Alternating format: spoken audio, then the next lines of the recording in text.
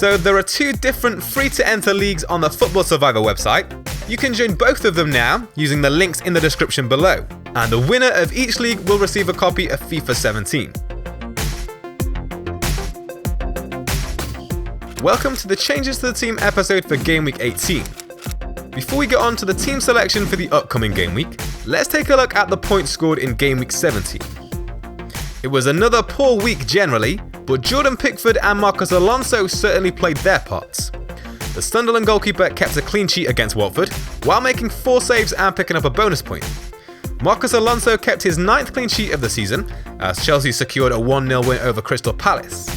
The defender also hit the crossbar from a free kick, so was unfortunate not to produce even more points. Middlesbrough kept a clean sheet against Swansea, but George Friend wasn't risked from the start after recently recovering from injury. In midfield, for the second week running, only Alexis Sanchez could provide a return. He set up Theo Walcott's goal against Man City. Eden Hazard put in a good overall performance against Crystal Palace, but didn't provide much from an FPL perspective, failing to register a single attempt on goal. However, he did win the free kick that Alonso struck against the crossbar, so came close to an assist there. Christian Eriksen came into the team this week in the end as a late replacement for Firmino. The Spurs midfielder was key for his team once again, taking 7 attempts on goal and producing 4 attempted assists, but wasn't able to return any FPL points on this occasion. It was the same story for Gylfi Sigurdsson. He managed 5 shots and 2 attempted assists, but failed to break through the solid Middlesbrough defence. The poor returns continued up front as Harry Kane once again failed to score. The Spurs striker took 5 attempts on goal, but only found the target with 1 of them. Andy Carroll was fairly anonymous as West Ham struggled to take the 3 points against Hull. And finally, Diego Costa proved to be as consistent as ever, as he scored his 13th goal of the season. However, he received his 5th yellow card of the season and will now serve a suspension during Game Week 18. So the run of red arrows continues, and it's turning into a bit of a disaster at the moment. I've never had a rank as low as this going into Christmas, but historically I've always tended to do better in the second half of the season, and the chips and second wildcard will certainly help out. So I'm still confident in turning it around, but I do need to hit that purple patch soon and put together a run of green arrows. So now let's look ahead to Game Week 18. Following his suspension, Diego Costa will be replaced by the informed Zlatan Ibrahimovic.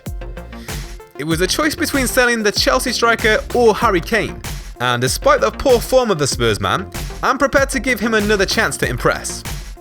It will be a risk to go without Costa for Chelsea's home fixture against Stoke, but after that they travel to Spurs and Leicester, so the current plan is to hang on until Game Week 22 to bring Costa back in time for the home fixture against Hull.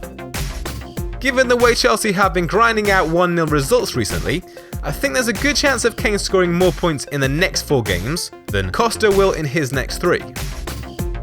So here's how the team looks after making that change.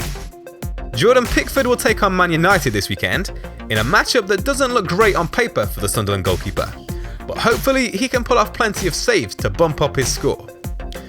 George Friend is a slight concern after the manager decided not to put him straight back into the starting lineup last weekend. Hopefully he'll return for the away trip to Burnley.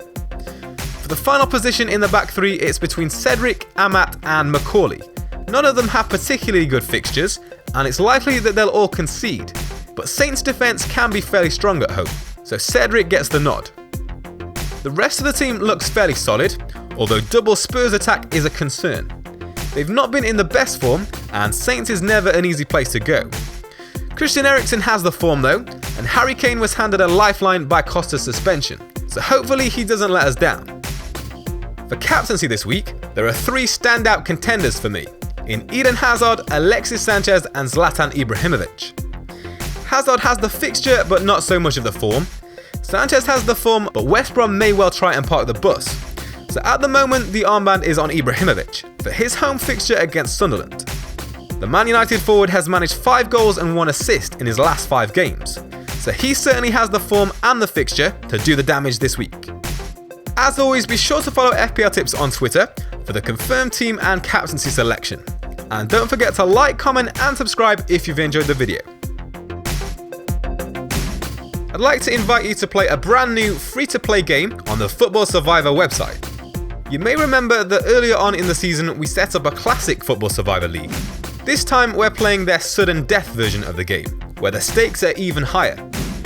Each week you choose one team that you think will win their fixture, but each player starts with just one life, so your chosen team must win or draw in order for you to remain in the game. If your chosen team loses, you're out. We've also set up a brand new Classic League too, that you can also join. So there are 2 different free-to-enter leagues on the Football Survivor website.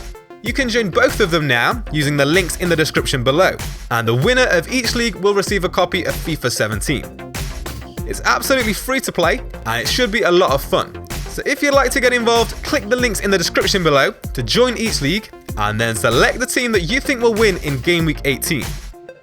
Chelsea are at home to Bournemouth, Liverpool are at home to Stoke, and Man United are at home to Sunderland. So there are plenty of choices that look fairly safe on paper for the first week of the competition. But remember, you can only choose each team once, so choose carefully, and that copy of FIFA 17 could be yours.